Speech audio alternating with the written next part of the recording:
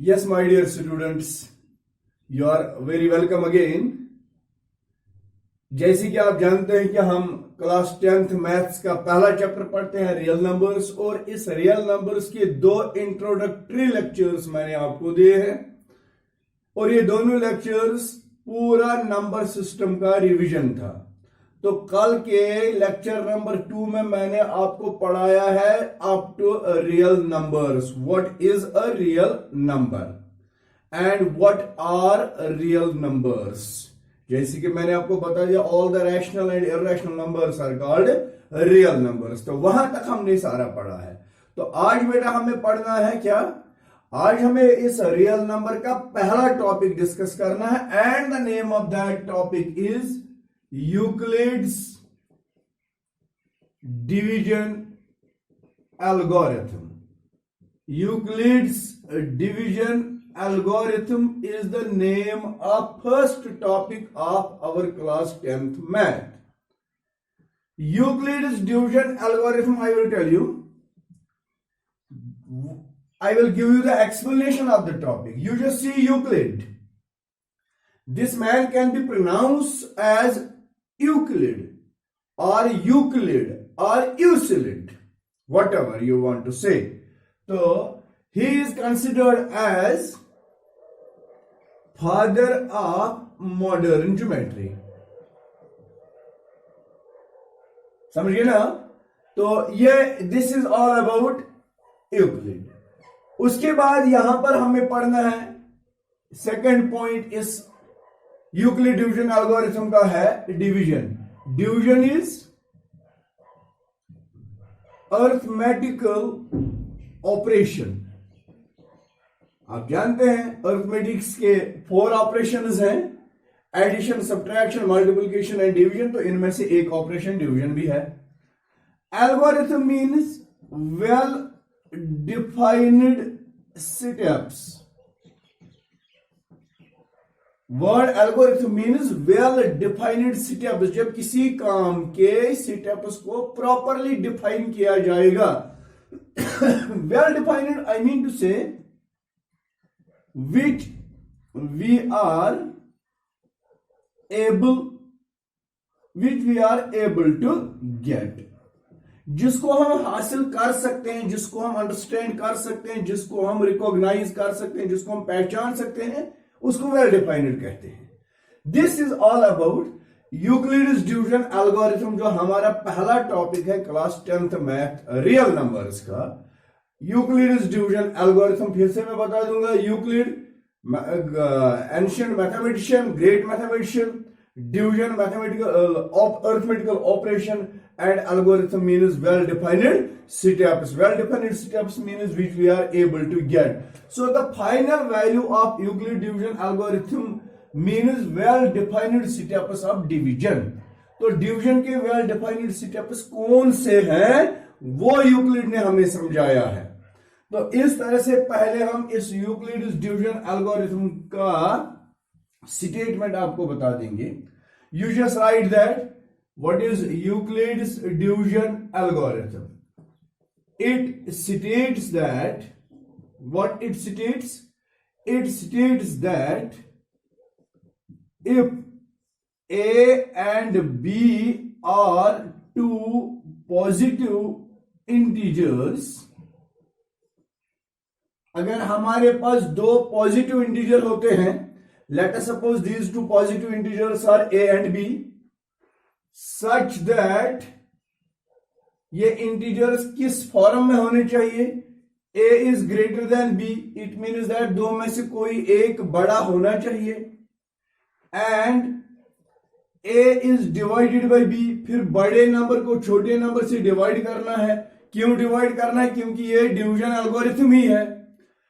If A and B are two positive integers, कोई भी दो पॉजिटिव इंटीजर आपके पास होते हैं, उनमें से एक बड़ा एक छोटा, और फिर आप उनको डिवाइड करते हैं, उस डिवीजन से क्या होता है? देयर एग्जिस्ट्स अ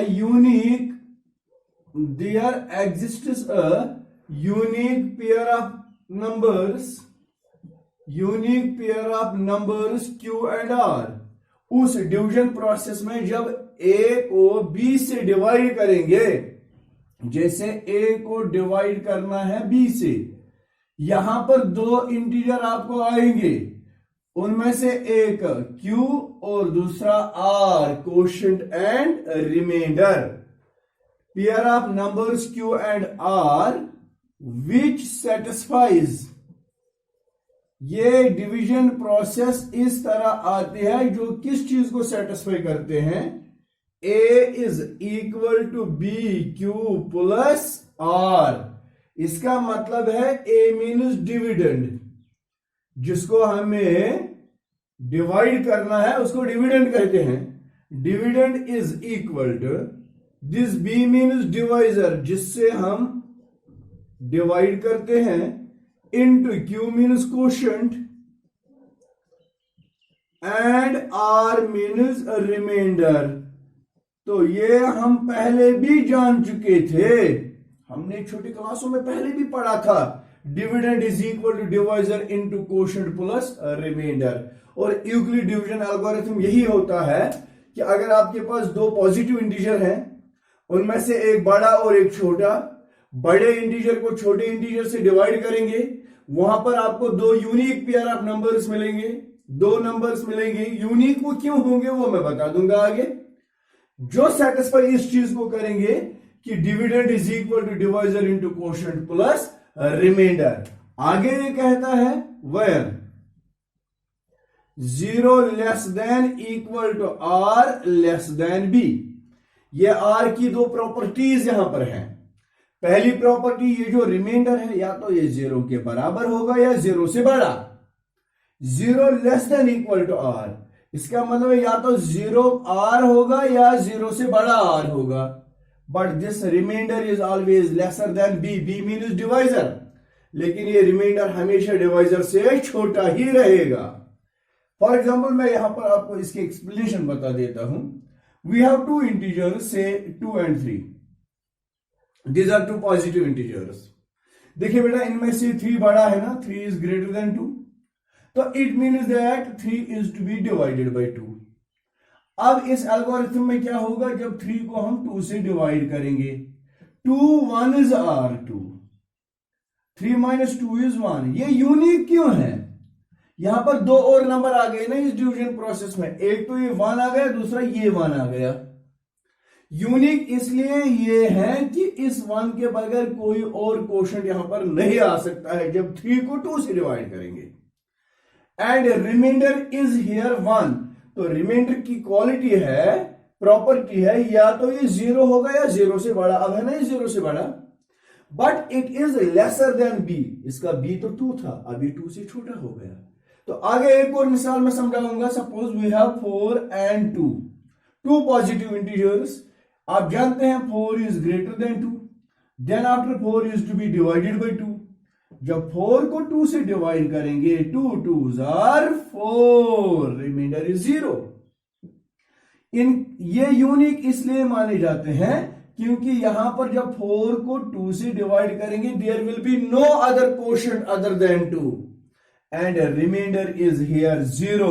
जो रिमाइंडर की प्रॉपर्टी है किसी भी डिवीजन प्रोसेस में, यहां पर आपको without using the decimal there, आपको या तो रिमाइंडर 0 मिलेगा या 0 से बड़ा। कितना बड़ा, वो डिवाइजर से हमेशा छोटा ही होगा, कभी वो डिवाइजर के बराबर नहीं होता है।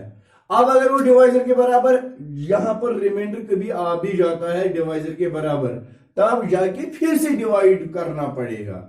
ये डिवीजन तब तक कंटिन्यू रखना है जब तक कि रिमाइंडर या 0 ना आए या 0 से बड़ा बट रिमाइंडर से छोटा। This was Euclid's division algorithm. What is Euclid's division algorithm? Its state is that if a and b are two positive integers such that a is greater than b and a is divided by b, there exists a unique pair of numbers q and r which satisfies a is equal to bq plus r, 0 less than equal to r less than b। जो यहां पर आपके पास statement है a is equal to bq plus r, 0 less than equal to r less than b, इसी statement को हम कहते हैं Euclid's division lemma. This is called Euclid's division lemma. Lemma means proven statement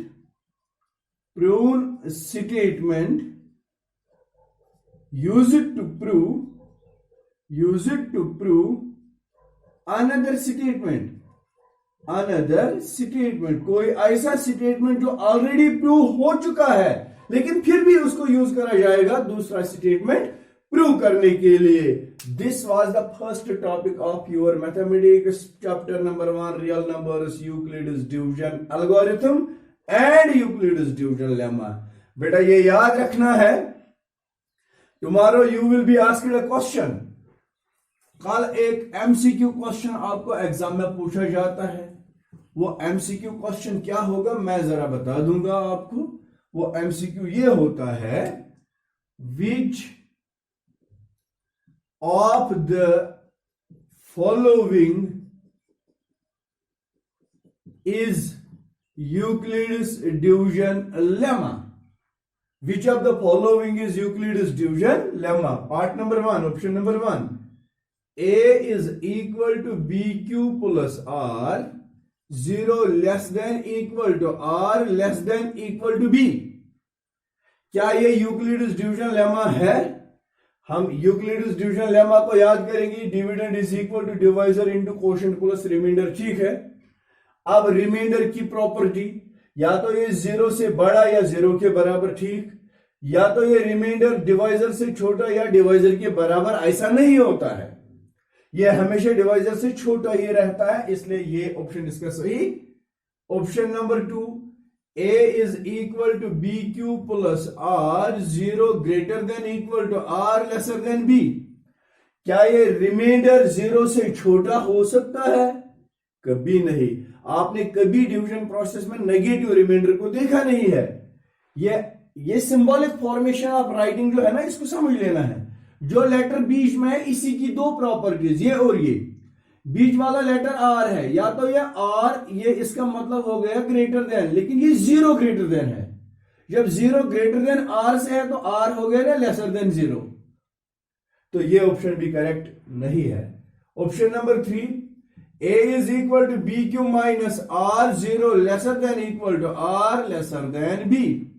ये बात तो सही होती है कि रिमाइंडर हमेशा 0 से बड़ा या 0 के बराबर बट लेसर देन बी, ये तो यूक्लिड ने हमें समझाया है, लेकिन ये नहीं है। Dividend can never be equal to divisor into quotient minus remainder, it is always divisor into quotient plus remainder. Now there is fourth option, that is A is equal to BQ plus R, 0 less than equal to R less than B। This is the fourth option of the question, which of the following is Euclid's division lemma। तो इसीलिए मेरे बच्चों मैंने आपको बता के रखा है, you have to remember this Euclid's division lemma as A is equal to BQ plus R, 0 less than equal to R less than B। अब आइए इसे यूक्लिड्स डिवीजन एल्गोरिथम या लेमा को अप्लाई करेंगे क्वेश्चंस में। तो exercise number 1.1, question number 1, part number 1। पहले question को पढ़ेंगे ऊपर। What is question? Question is use Euclid's division algorithm to find the HCF of following. नीचे 3 पार्ट्स दिए गए हैं, हर एक पार्ट में 2-2 पॉजिटिव इंटीजर्स रखे गए हैं। उन 2 पॉजिटिव इंटीजर्स में आप अपनी बुक से देखिए, एक बड़ा इंटीजर, दूसरा छोटा इंटीजर। इन 2 पॉजिटिव इंटीजर्स को यूक्लिड्स डिवीजन एल्गोरिथम अप्लाई करके HCF निकालना है। तो कैसे आप इसका सॉल्यूशन लिखेंगे एग्जाम में? बिल्कुल इसी तरह, क्वेश्चन नंबर लिखना नहीं भूलना, पार्ट नंबर आप कॉपी पर लिखेंगे और सॉल्यूशन में आप पहला पॉइंट लिखेंगे गिवन नंबर्स। कौन से नंबर्स दिए हैं? पहले पार्ट में जो दो नंबर दिए दैट इज 135 एंड 225। देखिए बेटा, इसके साथ आप पार्ट नंबर 3 भी देखते हैं, दैट इज 255। वहां पर आपको ये चीज ध्यान में रखना है, कभी आप एग्जाम में आगे जब यही क्वेश्चन लिखते हैं ना, फिर गलती से आपको जब डिवाइड करना पड़ता है, आप डिवीजन में इस तरह 255 डिवाइडेड बाय 135 करते हैं। शायद ये हमसे गलती होती है, 225 की जगह 255 लिखा जाता है। फिर इसको सॉल्व करके सारा प्रोसीजर जब हम ठीक देते हैं, लेकिन हमें कोई मार्क नहीं मिलता है एग्जाम में। एग्जामिनर ने इसको क्रॉस भी नहीं किया होता, एग्जामिनर इसको N/A करता है। इसका मतलब है बेटा आपने तो ठीक किया, but this was not asked. ये क्वेश्चन एग्जाम के लिए मैंने नहीं पूछा था। मैंने पूछा था 225, आपने 255 कर दिया, या मैंने पूछा था 255, आपने 225 बना दिया। तो इस चीज का ख्याल रखना। तो चलिए, ये क्वेश्चन का प्रोसीजर है, गिवन नंबर्स 135 एंड 225। अब आपने करना है applying Euclid's division algorithm on 135 and 225। जब इन पर यूक्लिड्स डिवीजन एल्गोरिथम अप्लाई करेंगे, यूक्लिड्स डिवीजन एल्गोरिथम अप्लाई करने का तरीका है कि बड़े नंबर को छोटे नंबर से डिवाइड करिए और वहां पर एक लेमा लीजिएगा। आप यहां पर मार्जिन लाइन ड्रा कर सकते हैं और यहां पर वर्किंग लिख सकते हैं, और वर्किंग में बड़े नंबर 225 को छोटे नंबर 135 से डिवाइड करिए। It is 135 1 are 135, 5 minus 5 is 0, 12 minus 3 is 9। अब रिमाइंडर इससे छोटा आ गया तो डिवीजन प्रोसेस स्टॉप हो गया, और हम इसमें सिर्फ ये लिख सकते हैं 225 is equal to 135 into 1 plus 90। This is the first step of division। पहले स्टेप में मुझे ये मिला। HCF फाइंड करना है मुझे। HCF फाइंड करने का तरीका ये है, आपने डिवीजन एल्गोरिथम अप्लाई करना है। तो जब अप्लाई, ये वर्किंग लिखना, रफ किसी लास्ट पेज पर जो आप रफ करते हैं ना, वो नहीं करना। जो एग्जामिनेशन में आंसर बुक आपको मिलेगा, उसके पहले पेज पर आपने ये क्वेश्चन लिखा, पहले ही पेज पर ये मार्जिन लाइन दीजिए और यहां साइड में ऊपर वर्किंग लिखना। Working is considered as part of the solution. This is not anything for cross, this is the part of solution. This is the first step. Okay, अब आगे आप देखते हैं ना, रिमाइंडर अभी 0 नहीं आ गया, और Euclid's division algorithm will continue on divisor and this remainder। तो ये कंटिन्यू प्रोसेस इस तरह भी करी जा सकती है, या आप अलाउड है कि आप डायरेक्टली वर्किंग को छोड़ के इस यूक्लिड्स डिवीजन एल्गोरिथम को यहीं पर अप्लाई कर सकते हैं। जब आपने लिखा applying Euclid's division algorithm on these two numbers, तो फिर आप इन दो नंबर्स को यहां पर डिवीजन प्रोसेस में लाइएगा। बड़े नंबर को छोटे नंबर से डिवाइड करेंगे। It is 135, 1 is 135, 5 minus 5 is 0, 12 minus 3 is 9। फिर आप लिखना which implies 225 is equal to 135 into 1 plus 90। और इसको बेटा हाईलाइट भी करके रखना, ऐसे एनसर्कल करके। तो ये पहला स्टेप ऑफ डिवीजन है यूक्लिड डिवीजन एल्गोरिथम का। फिर आप लिखते हैं as r is not equal to 0, अभी तो रिमाइंडर 0 नहीं आया। Applying again Euclid's division algorithm on, अब किस पर इसको अप्लाई करेंगे? 135 और 90 पर। 135 एंड 90 डिवाइजर और रिमाइंडर पर। यह application of Euclid's division algorithm continuously रहेगा तब तक जब तक कि रिमाइंडर 0 नहीं आता है। देखो बेटा, इनमें बड़ा नंबर 135 है, तो बड़े नंबर 135 को डिवाइड करेंगे छोटे नंबर 90 से। 91 is R90. 5 minus 0 is 5. 13 minus 9 is 4. Which implies the dividend 135 is equal to divisor 90 into quotient 1 plus remainder 45. इसको भी आप हाईलाइट करके रखना, ये दूसरा स्टेप है. As R is not equal to 0, applying again किस पर अप्लाई करेंगे? Euclid's division algorithm on divisor and remainder 90 and 45.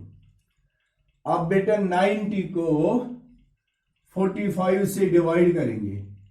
45 2s are 90 और रिमाइंडर 0 आ गया, विच इंप्लाइज, तो यूक्लिड्स डिवीजन लेमा स्टेप क्या बनता है?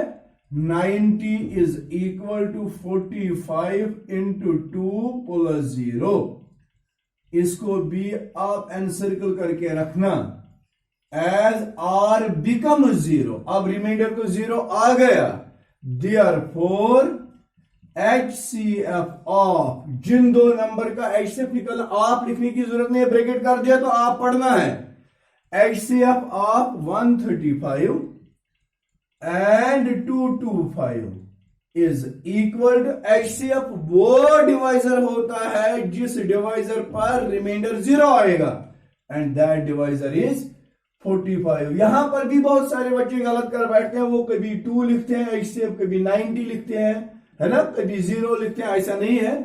HCF हाईएस्ट कॉमन फैक्टर या GCD ग्रेटेस्ट कॉमन डिवाइजर, तो वो 45 यहां पर बन जाता है. Is it clear?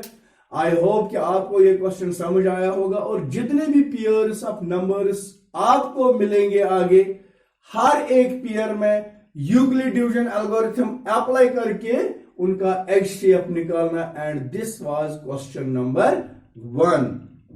I hope you might have got the question properly and you will understand it when you will revise it continuously.